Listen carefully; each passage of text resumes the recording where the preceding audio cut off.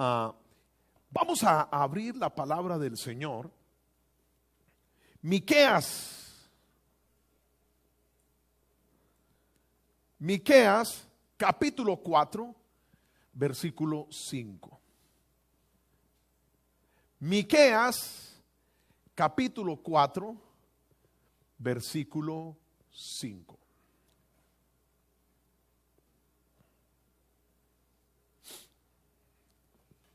¿Está conmigo? Miqueas capítulo 4. A ver, los que yo veo que no tienen Biblia, ¿qué pasó con ustedes? Estamos en la escuela dominical. Abra el celular. Si no trajo Biblia, abra su celular. Quiero verlo activo en esto. Miqueas capítulo 4 y el versículo 5. Ahora quiero decirles, no les voy a decir todavía, al final. Cuando ustedes vean que yo voy a citar este versículo, pero cuando ustedes vean que yo lo vuelvo a citar es porque estoy terminando ya la enseñanza. Entonces, aunque todos los pueblos anden cada uno en nombre de su propio Dios, nosotros con todo andaremos en nombre de Dios, nuestro Dios, eternamente y para siempre. Andaremos en nombre de Jehová, nuestro Dios, eternamente y para siempre. Amén.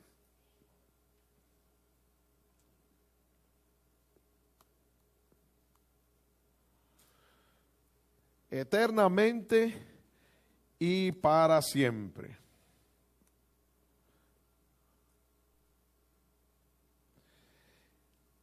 Ha sido desde el viernes, desde el viernes, porque el jueves prediqué acerca de el origen de la idolatría, en este tema general, conociendo más a Dios. Y ustedes se dan cuenta un poco que no he estado en sí diciendo quién es Dios. Más bien he estado enseñando acerca de quién no es Dios. ¿Quién no es Dios? Y en las siguientes enseñanzas voy entonces ya a definir quién es Dios. Por eso mira que ustedes ven ahí un título, el jueves y la enseñanza de hoy se llama El Dios desconocido. El Dios desconocido. Porque aunque nosotros hemos adorado, exaltado aquí al único y verdadero Dios, hay gente que ha oído hablar de Dios, incluso cristianos, pero no conocen a Dios. Porque si conocieran a Dios, no cabríamos en ningún templo. Te lo aseguro. Y el 100% de las personas que están aquí con uso de razón estuvieran bautizadas. Porque todo el tiempo, toda la vida han oído hablar de Dios. Es más, hablan de Dios. Es más, invocan a Dios. Es más, le piden a Dios. Es más, creen en Dios. Pero qué diferencia por una E y una N en, una preposición en, a la preposición a. Creer en Dios, creerle a Dios. Las cárceles están llenas de gente que cree en Dios. Los sicarios le piden a Dios antes de ir a matar.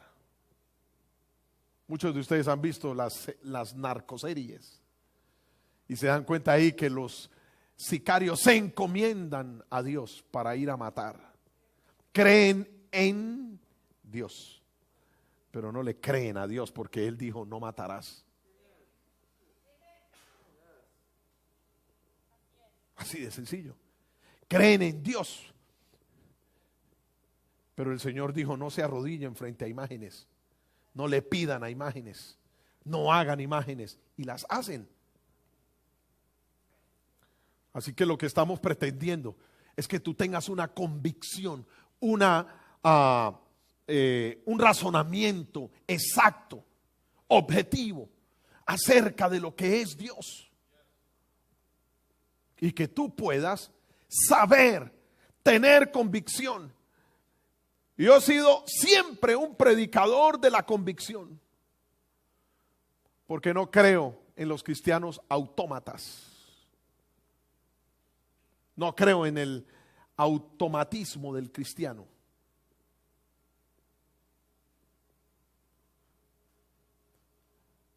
Que estamos ahí en una recocha, no sé si me entiende la expresión, en una, ¿cómo se dirá? ¿Cómo se dice recocha de otra manera? Hanging out. Puede ser, pero en español es que no conozco otra palabra. Un relajo, jugando. Ok, y vamos a orar por la comida. Y he visto personas que están ahí en eso y se les dice vamos a orar por la comida y hablan en lenguas. No, yo no lo comprendo, de verdad, yo no lo comprendo. Ahora créeme, soy un pentecostal de hueso colorado. Yo creo en el hablar en lenguas. Me encanta danzar, me encanta correr. Pero creo que sobre todo eso hay cosas más importantes, porque nada garantiza que el correr, saltar, alabar y todo eso transforme. Eso no transforma. Ese es el culto y es un momento maravilloso y hay que hacerlo. Usted vio ahora, yo me pego aquí la danzada y pase lo que pase, problemas que hayan, a uno nadie le quita lo bailado. ¿Sí me entienden? Feliz de que danzamos y corremos aquí, pero entiéndeme esto en el nombre del Señor. Solo la palabra de Dios. Por eso el avivamiento que tú tienes para alabar al Señor debes tenerlo para oír la palabra. Para oír la palabra hay que tener avivamiento también.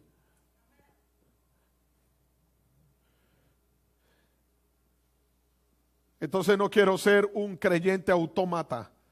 Quiero tener razonamiento acerca de lo que es Dios. Es decir, que yo tenga revelación intelectual de quién es Él. Y por eso hemos leído muchas veces durante este tiempo Deuteronomio 4:39. Aprende pues y reflexiona en tu corazón que Jehová es Dios arriba en el cielo, aquí abajo en la tierra y donde sea que haya existencia. Él es Dios y no hay más.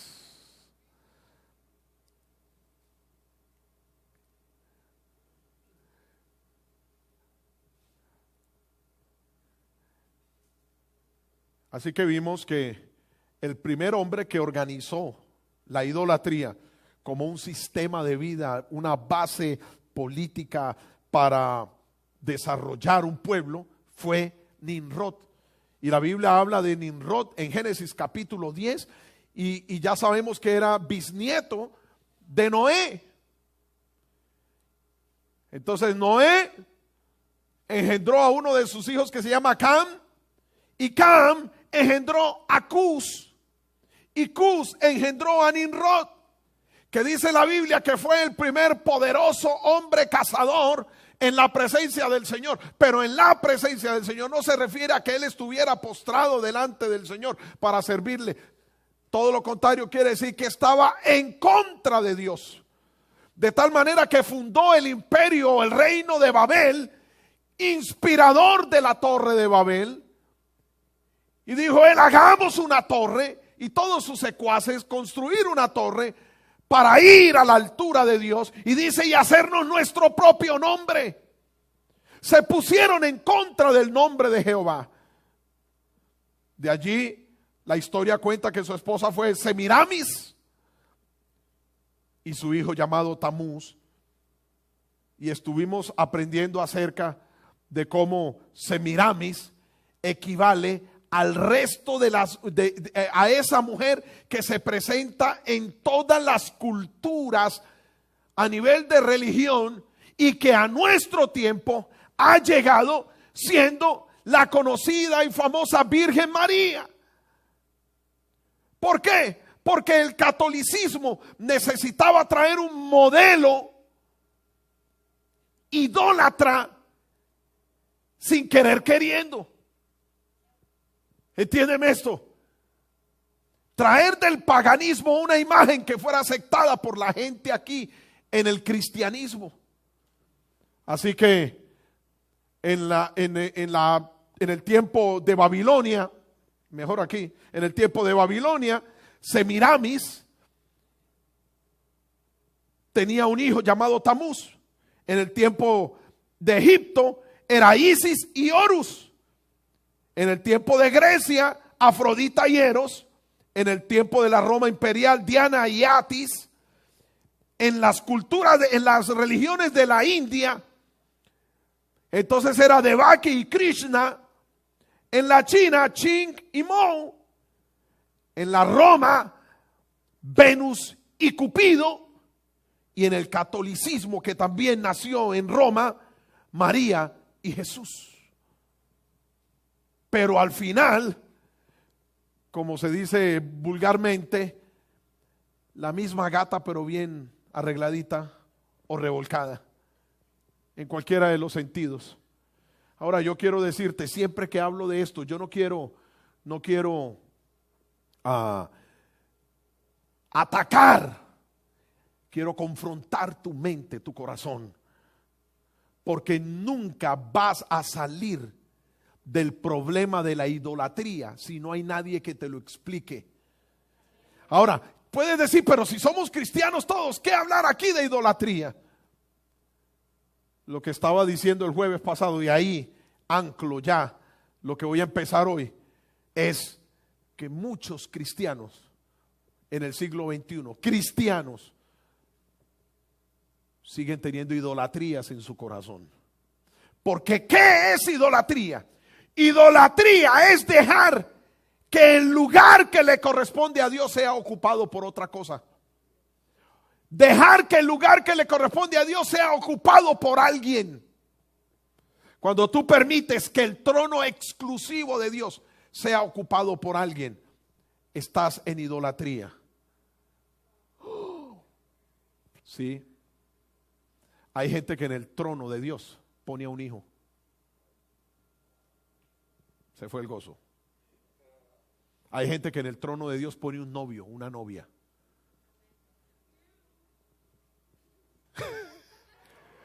Salió original, ¿sí o no? Así es. Esto es más olímpico. Hay gente que en el trono de Dios pone una mascota. Mi esposa y yo estuvimos evangelizando, la evangelización más indignante que yo he tenido en mi vida. Sí, me encanta la iglesia, pastor, yo quiero ir a la iglesia, amo a Cristo, necesito a Cristo. Y yo dije, ya la bautizo, pero no puedo ir. ¿Por qué? Porque no tengo con quién dejar a mi perro. Sufría por el perro, tenía depresión por el perro. Un perro sentado en el trono de Dios. Y el pecado no es tener una mascota. ¿Sabe qué es pecado? Humanizar las mascotas. Y es pecado animalizar los humanos. ¿Me salió, sí o no? Eso tienes que escribirlo por ahí. Autor Carlos A. Murillo.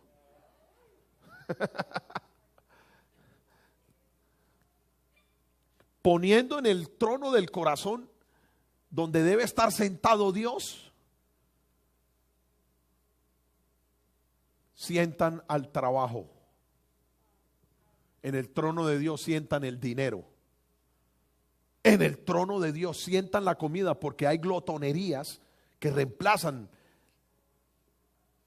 la persona que está sufriendo una enfermedad psicológica, enfermedades emocionales, y a comer se dijo, y comen y comen y comen para saciar esa ansiedad que tienen ahí en vez de buscar a Dios. Y después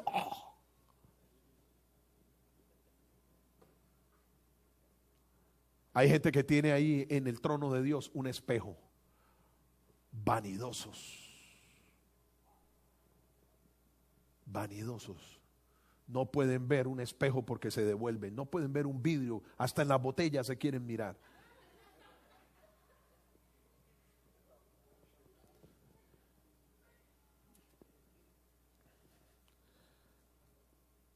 Ahora, la Biblia documenta sobre los dioses de la antigüedad. Y había un problema, que estando el pueblo de Israel escogido por Dios, eran idólatras.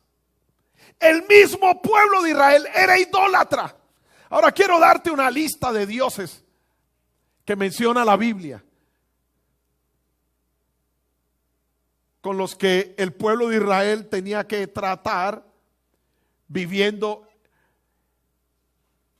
en las tierras de los cananeos, de los fereceos, de los jebuseos, de los amorreos y todos los feos que tú te imagines. Ahí en medio de ellos el pueblo vivía. Eran idólatras.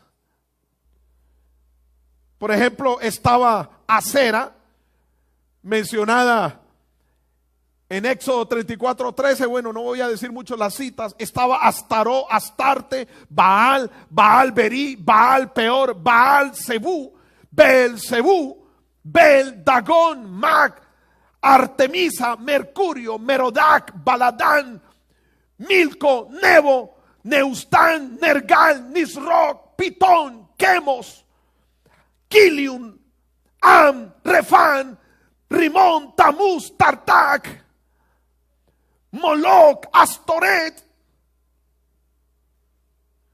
La mayoría de ellos recibían sacrificios y normalmente eran niños, especialmente como Moloc, Astoró y Quemos.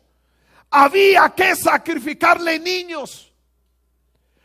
Alguien diga conmigo, ojo. Dile al que está a tu lado, ojo. Cuidado con sacrificarle tu niño el 31 de octubre a Moloc, a Astoroc. Cuando tú llevas a tu niño a celebrar la fiesta de los niños del 31 de octubre, eso es un pacto mundial de las tinieblas. Lamentablemente hay iglesias que celebran el Halloween.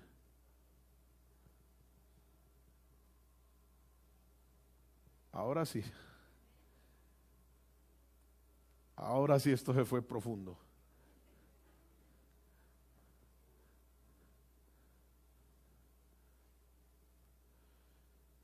Y el Señor le dijo al pueblo, ustedes están viviendo ahí entre esos pueblos, idólatras, perversos, inicuos.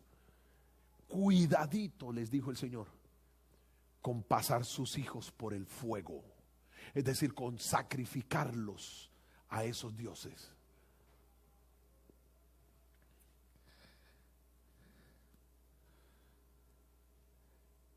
El Señor instó al pueblo a no creer en esos dioses, pues son hechura de mano de hombres que por su pecado y rebeldía hacia el Creador decidieron inventar sus propios dioses, credos, cultos, a lo cual la Biblia llama paganismo e idolatría. Muchos de esos dioses han llegado hasta nuestros mismos tiempos, con diferentes nombres, formas, materiales, funciones. Y desafortunadamente la convivencia con estas culturas paganas hizo que el pueblo escogido por Dios se paganizara igual, hasta el punto de terminar adoptando los dioses falsos, olvidándose de la fuente de vida. De ahí que el Señor le hace un reclamo horrorizado. Y quiero que abras un momentico tu Biblia en Jeremías capítulo 2. Jeremías capítulo 2. Pónmelo por favor desde el versículo 10 más o menos. Jeremías capítulo 2. Jeremías capítulo 2. Porque pasadas las costas de Quitim y mirad, y enviad a Cedar y considerad cuidadosamente, y ved si ha hecho cosa semejante a esta. ¿Acaso alguna nación ha cambiado sus dioses, aunque ellos no son dioses? Sin embargo, mi pueblo ha trocado su gloria por lo que no aprovecha. Ojo a esto que estoy leyendo. ¿Alguien puede leer conmigo? Espantaos, cielos, sobre esto. ¿Y qué más? Horrorizaos. ¿Qué más? Desolaos en gran manera, dijo Jehová. Espérenme un momentico ahí. Lo que está diciendo aquí, a esto hay que ponerle mucha atención. Espantaos. O sea, esto es un horror. ¿Cuántos aquí han visto una película de terror? A ver, levante la mano. Ahora no se me hagan todos los anticos que nunca vieron algo de horror, de terror. ¿Sabe qué es un espantaos? Como en esas películas que oscuro, esa muchacha sola en un portal, en un callejón, aparece una figura, una máscara, así, y con un cuchillo así. Y esa muchacha, ¿qué hace?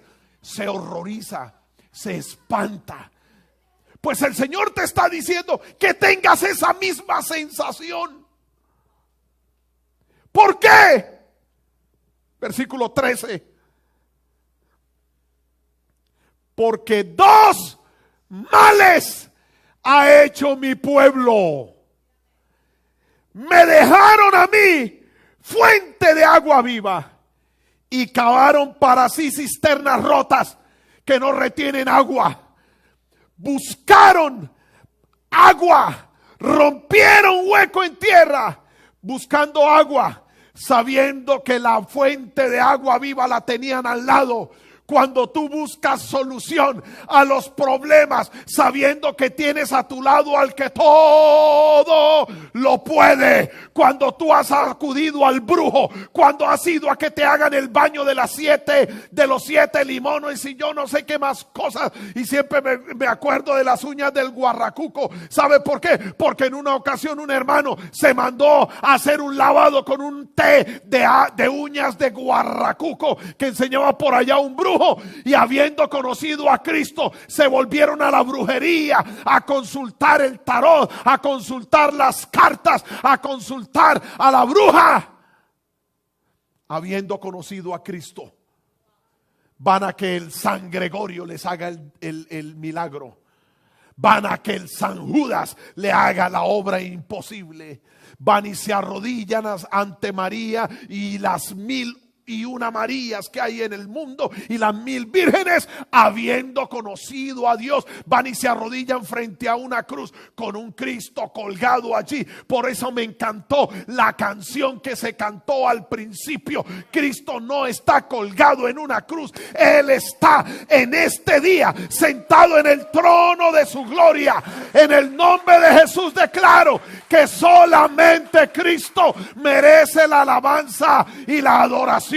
Y cuando tú vas y adoras a alguien fuera de Cristo, el cielo se horroriza, el aire se espanta, las tinieblas se alegran, pero en la luz hay horror.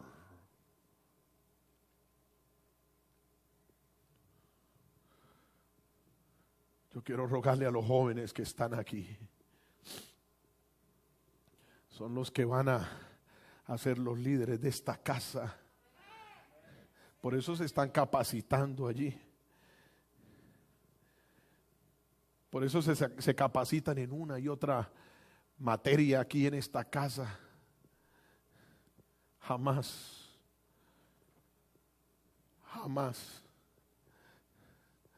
vayan a adorar a alguien que no sea el Dios vivo y verdadero. Si nos toca dar la vida por Él, la vamos a tener que dar. Van a venir tiempos en el que vas a tener que decidir entre tu vida o negar al Dios que vive. Y dijo un hombre de Dios antes de morir, antes de que lo sacrificaran: ¿de qué me sirve la vida si niego al que me ha dado la vida? Yo no quiero adorar a nadie más que no sea el Señor. Padre que estás aquí en esta mañana, no dejes de traer a tus hijos al culto. No dejes de traer a tus hijos a aprender la palabra del Señor, porque vienen tiempos terribles. ¿Tú crees que lo que está pasando en este mundo va a mejorar? Quizás la pandemia se vaya, vendrán cosas peores, pero la esperanza que tengo es que los que estamos en adoración, dice la palabra del Señor en Primera de Pedro capítulo 1, el buen oro es probado por el fuego, y puede ser que por un tiempo vuestra fe tenga que ser probada, pero cuando se manifieste el Dios de la gloria, dice, va a tener que, a pesar de que tu fe está siendo probada por el fuego, vamos a tener que Él encuentre nuestra fe en alabanza, en adoración. Alguien aquí, a pesar de la prueba, tiene que mantenerse en gozo. Alguien tiene aquí gozo, alguien tiene aquí gozo. Se trata de eso. Y el gozo del Señor es mi fortaleza. Mujer de Dios que andas en situaciones difíciles en tu matrimonio. Hombre de Dios que andas en situaciones difíciles en matrimonio. Es que tu fe está siendo probada. ¿Te vas a rendir? ¿Te vas a rendir?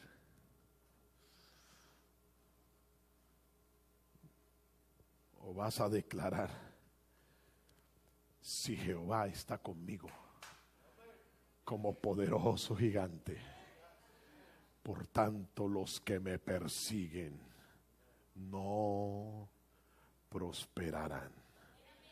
Yo estoy sintiendo aquí la gloria de Dios de una manera increíble.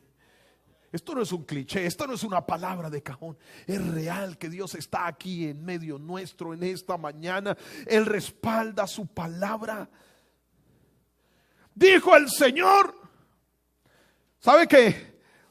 Encontré una versión que dice: 2 crímenes terribles ha hecho mi pueblo. En vez de 2 cosas terribles ha hecho mi pueblo. Me dejaron a mí fuente de agua viva y cavaron para sí cisternas rotas que no tienen agua. ¿Sabes qué dice la Biblia acerca de este fenómeno de la búsqueda humana de un Dios? Porque el Señor vuestro Dios es Dios de dioses.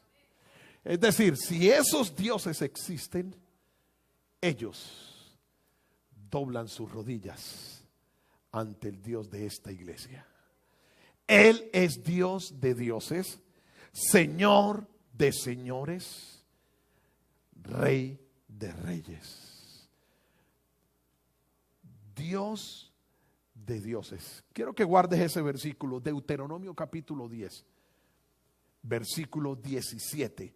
Dios de dioses, Señor de señores, Dios grande, poderoso y temible, que no hace acepción de personas, ni acepta sobornos. Sé que en la Biblia hay muchas ocasiones que alguien dijo: si tú eres Dios, manifiéstate. Y Él se manifestó, pero tú no puedes estar sobornando a Dios con eso. Bueno, si Él es Dios, me tiro de aquí, de este acantilado, y que me agarre abajo. No, Señor. Por allá un loco, como leyó en la Biblia, que tomarán en sus manos serpientes y no les harán daño. Salió una serpiente en el patio de una casa y una muchacha le dijo: pastor, o sea, que si yo agarro esa serpiente no me hace daño. Y el pastor le dijo: créalo. Y la muchacha, tonta digo yo, fue y agarró la serpiente la mordió y la muchacha se murió. Un largo tiempo estuvo ese pastor, no digo hombre de Dios, ese pastor un largo tiempo estuvo en la cárcel. Porque el Señor no acepta sobornos, eso no es así. Pero la Biblia dice que el apóstol Pablo, óyelo bien, estaba recogiendo unas ramas para hacer una fogata. Y debajo de las ramas había una serpiente muy venenosa en la isla de Malta. Alexandra conoce la isla de Malta. Allá estaba él recogiendo las hierbas, la leña, y la serpiente se le pegó. Y dice que los nativos de la isla vieron esto. Y dice: ¿cómo será de malo ese hombre que se salvó de un naufragio y ahora viene una serpiente y lo muerde. Y los nativos, vamos a ver cuántos pasos da antes de que se caiga y se muera. Y dice que pasaron las horas y las horas, y Pablo tranquilo comiendo ahí con la gente, no le pasó nada. ¿Y sabe lo que hicieron? Fueron y trajeron ofrendas para adorarlo a San Pablo. ¿Y sabe qué dijo Pablo? A mí no me adoren. ¿Acaso esto lo hice yo? Esto lo hizo él. Esto lo hizo él. ¿Qué haces tú arrodillándote frente a una imagen de San Pablo? Si él mismo en vida dijo, no señor, no fui yo.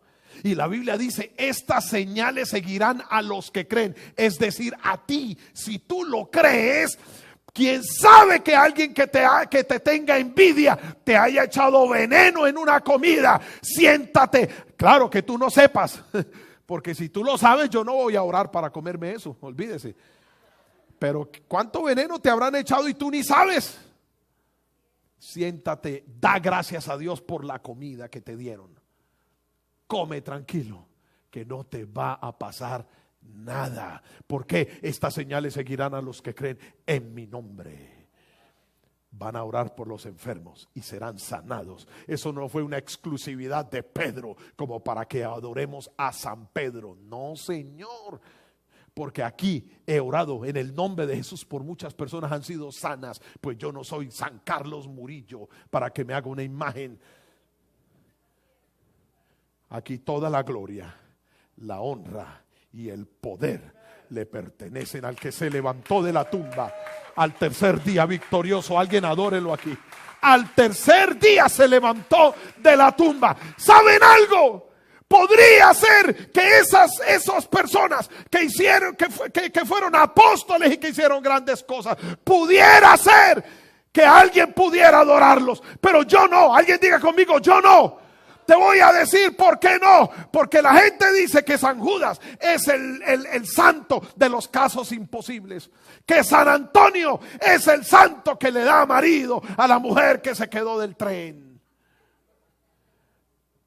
que la Virgen de la Macarena es la diosa de los toreros, que la Virgen del Carmen es la diosa de los que manejan camión. Mientras yo le clamo al uno o al otro en diferentes situaciones, me puede llegar la muerte. Porque invoco a un santo y me va a decir, no, yo no era el que te libraba de eso. Busca el que es.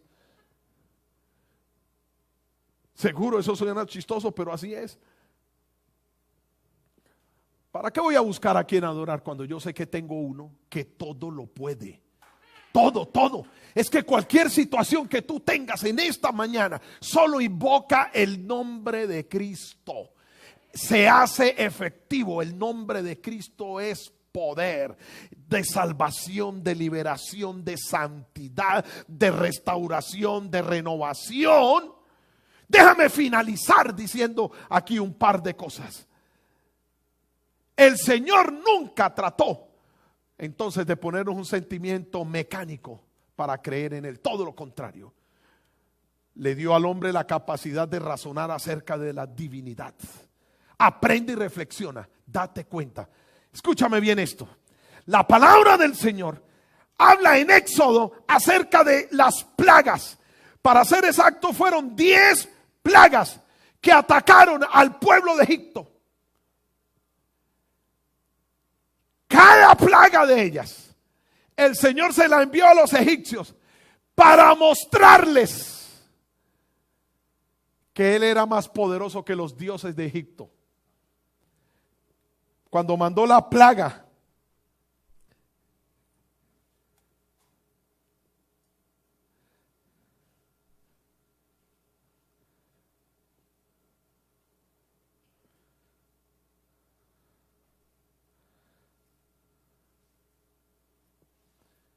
cuando Él mandó la plaga de la sangre en el río Nilo, estaba atacando o demostrándoles que el Dios del agua que ellos adoraban, que se llamaba Cum, no tenía poder sobre él. Es decir, atacó el reino de Cum, atacó el reino del dios Heket, que era la diosa con forma de rana, cuando mandó plagas de rana. Luego atacó el reino de Geb, que decían que era el dios de la tierra, cuando les mandó de la tierra brotaron piojos. Atacó el reino del dios Jepri, que era un dios, era el dios escarabajo, cuando les mandó, era el dios de los insectos, cuando le mandó una plaga de moscas. El dios Hathor, Pat y Hapi, dioses protectores del ganado. Y el Señor dijo: ustedes son los que protegen el ganado. Dice la Biblia que mandó una plaga que mató a todo el ganado. Inhotep, que era el dios de la medicina y las sanidades. El Señor dijo: ahora les voy a mandar una plaga de granos, de úlceras, para que se den cuenta que ese Dios no sirve para nada. Luego atacó el reino de Nut, que era la diosa del cielo y la lluvia, que decía: solo cuando Nut dice es que va a llover. Y el Señor dijo: no solo les voy a mandar lluvia, les voy a mandar granizo, porque yo tengo poder sobre los cielos y las aguas que están sobre los cielos y las aguas que están en la tierra y debajo de la tierra. Había una diosa que se adoraban los egipcios, que se llamaba Isi. Era la diosa de la fertilidad. Era la diosa que cuidaba los cultivos para que la tierra fuera fértil. Y el Señor dijo: ahora les voy a mandar una plaga de langostas para que se coma todo lo que ellos cultivan, porque yo soy el que tiene el poder. Y luego Ra, que era el dios del sol, era el dios de la luz. Y el Señor dijo: Dios de la luz, aquí el Dios de la luz soy yo. Y les mandó y les tapó todo el sol y toda fuente de luminosidad. Dijo: se oscurece ahora, porque yo soy el único que hizo el sol. Es que la palabra del Señor dice en Génesis capítulo 1: y dijo Dios: sea la luz, y fue la luz. Anubis era el dios de la muerte. Es decir, ellos creían que clamando a Anubis podían impedir que muriera alguien. ¿Y sabe qué dijo el Señor? Ahora se van a dar cuenta de mi poder. Le ordeno al ángel de la muerte que pase en la noche y mate a todo primogénito de Egipto. Así que fue una guerra. ¿Y quieren saber quién ganó la guerra de los dioses? Éxodo 12:12 dice: y ejecutaré mi juicio en todos los dioses de Egipto. Y luego en Éxodo 18:11, Jetro, que era el suegro de Moisés, que era un sacerdote pagano, sacerdote de Madián, donde habían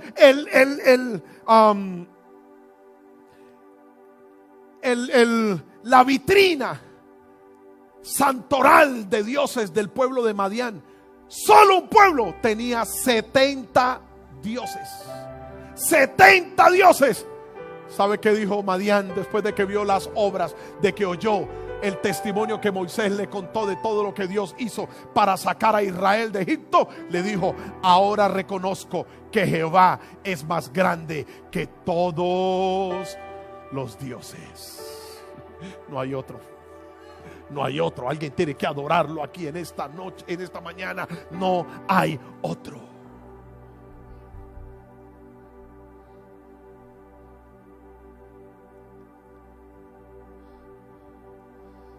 Tienen que cantar la canción que cantaron al principio.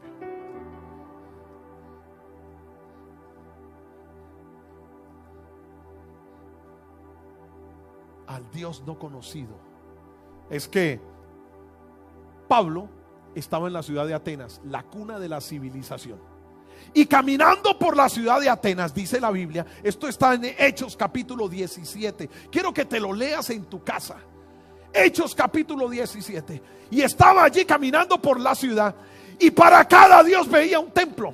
Un dios para el sol, un dios para la luna, un dios para la fertilidad, un templo para la diosa de la tierra, la diosa del mar, para Poseidón, para Cronos, para Diana, la diosa de ellos, y por último allá el gran dios Zeus.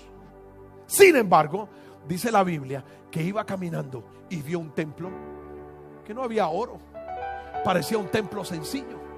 Sin embargo, había un púlpito allí y tenía un aviso que decía: al Dios no conocido. Y él dijo: bueno, ¿y este para cuál Dios es? Quizás alguien le explicaría: no, es que tenemos tantos dioses, pero sentimos que nos falta uno. Sentimos que nos falta algo. Tú puedes hablar con la persona más crédula de todos los dioses, de todas las religiones de este mundo, y siempre te va a decir: al final me queda como un sinsabor. ¿A usted no les ha pasado que se sientan a almorzar y comieron todo y me faltó algo? Y por eso es que le ofrecen a uno el dessert, porque ese es como algo que va a llenar la lengua de lo que faltó. Eso se llaman los sinsabores de la vida. Por eso es que hay gente que cree en los ídolos y sin embargo les queda faltando algo. Yo te reto en esta mañana, en el nombre de Jesús, a que creas en ese que te hace falta. Porque cuando Él llegue a tu vida, tú vas a quitar todo el santoral que hay en tu mente, que se pelean por el trono, porque ahí solo se puede sentar uno. Hey, jovencito, jovencita, en el nombre del Señor, uno. Alguien haga así conmigo: uno. Y entonces el apóstol Pablo les dice: ¡hey! Pues yo les quiero decir algo. A ese Dios al que ustedes dicen que no saben quién es, a ese Dios al que ustedes no le tienen nombre, al que le tienen un púlpito incógnito,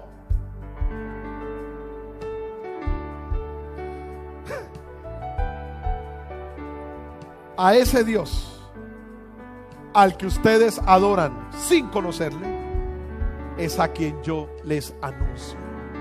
Conocer a Dios obliga a la confrontación inteligente. Me refiero, óyelo bien, a la convicción que hemos desarrollado al ver las maravillas del Señor. Quiero que te pongas en pie. Una confrontación inteligente. El Dios que hizo el mundo, todas las cosas que en él hay, siendo el Señor del cielo y de la tierra, no habita en templos hechos por manos humanas, ni es honrado por manos de hombre, como si necesitase de algo, pues Él es quien da a todos vida y aliento y todas las cosas. En Él vivimos, en Él nos movemos, en Él somos, como algunos de vuestros propios poetas también han dicho, porque linaje suyo somos, siendo pues linaje de Dios. No debemos pensar, óyelo bien, Hechos 17:28, no debemos pensar, 29, perdón, que la divinidad sea semejante a oro o plata o piedra o escultura de arte y de imaginación de hombres. Tu Biblia, para ti que crees en los ídolos, tu Biblia tiene este versículo, Hechos 17:29.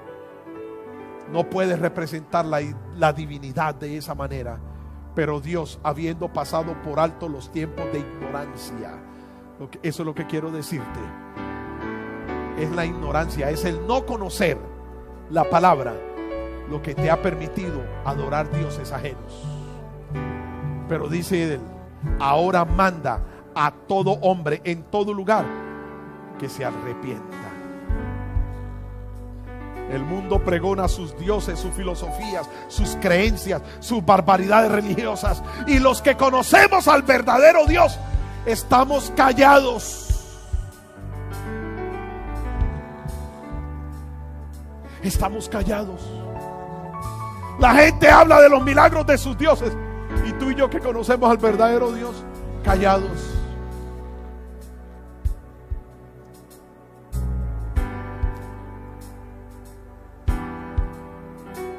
El salmista David dice: proclamad entre las naciones su gloria y entre los pueblos sus maravillas. Y entonces, hablando de confrontar inteligentemente, quiero terminar citando mi versículo favorito de la Biblia.